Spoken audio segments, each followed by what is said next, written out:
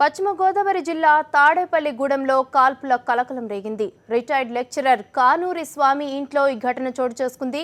స్వామి కుమారుడు శ్రీనివాస్ ఇంట్లో భోజనం చేస్తున్న సమయంలో ఓ యువకుడు ప్రహారీ గోడ దూకి ఇంట్లోకి వచ్చాడు. ఎవరు నువ్వని శ్రీనివాస్ ప్రశ్నించడంతో నాటు తుపాకీతో బెదిరించాడు.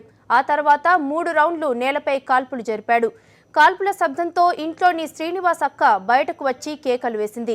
దీంతో యువకునితో పాటు బయట ఉన్న మరో 2 అక్కడి నుంచి పారిపోయారు. పోలీసులు ఘటనా స్థలానికి చేరుకొని పరిశీలించారు. నాటు తుపాకీ 2 బుల్లెట్లను స్వాధీనం చేసుకున్నారు. కేసును నమోదు చేసుకుని దర్యాప్తు చేస్తున్నారు. 9 అయిందండి రాత్రి. నేను భోజనం చేయడానికని చేతులు కడుక్కోవడానికని బయటకు వచ్చానండి.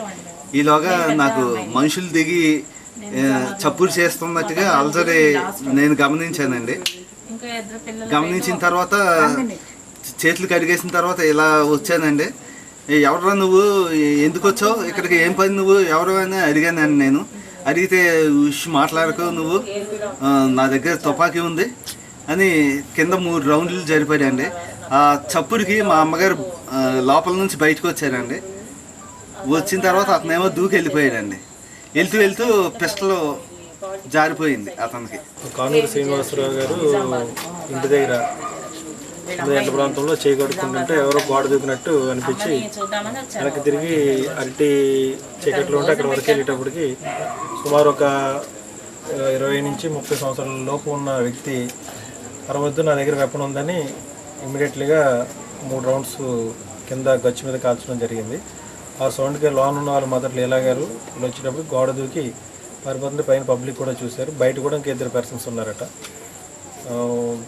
వీళ్ళని కంప్లైంట్ శ్రీనివాస్ గారిని కానీ లేదా కానీ అడుగుతుంటే వాళ్ళకి అయితే ఎవరు శత్రువులు లేరని చెప్తున్నారు.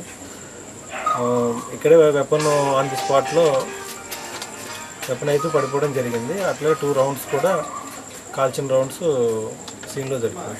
సో ఇది ఎవరు చేశారు ఏంటన్న దాని మీద